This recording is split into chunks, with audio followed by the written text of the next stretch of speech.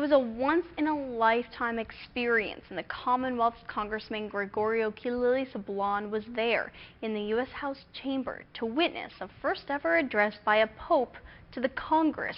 KSPN's Washington correspondent Matt Kay reports. I am most grateful for the invitation to address this joint session of Congress in the land of the free at the home of the brave.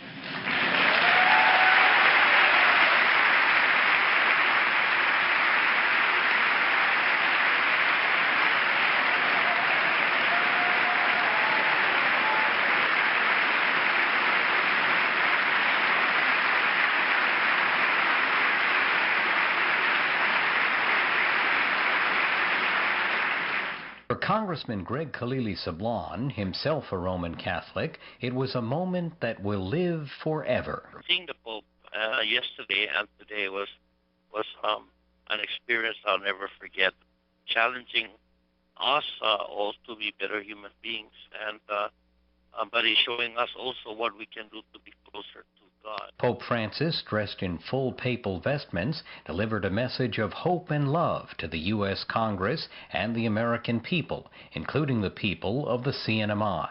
Congressman Sablan, whose office gave away some 50 tickets to constituents to attend papal events, himself stood just feet away from the pontiff in the House chamber. Oh yes, Democratic leader Pelosi called me actually Tuesday and asked me to offer me the opportunity to be sort of a paper guard, one of 8 members chosen from our side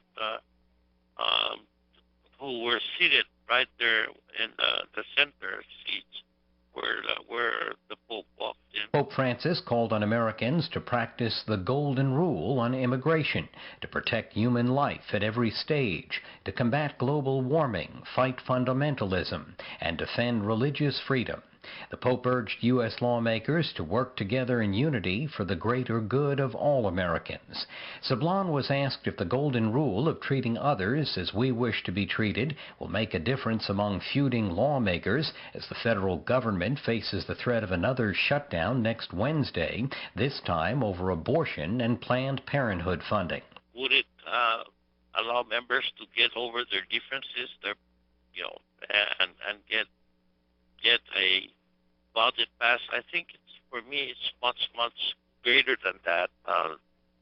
But yes, if it helps in getting that budget passed, getting appropriations being passed, then the more the better. Sablan personally objects to abortion with some exceptions, but says ultimately the decision is between a woman and her doctor. American Samoa's Congresswoman, Republican Amua Amata-Rattawagan, says both political parties share the same goals. The only difference is how to achieve them. The Congresswoman says Pope Francis reinforced lawmakers' shared goal of putting people first, right after God, who always comes first, she says, in the islands. On Capitol Hill, Matt Kay for KSPN Channel 2 News.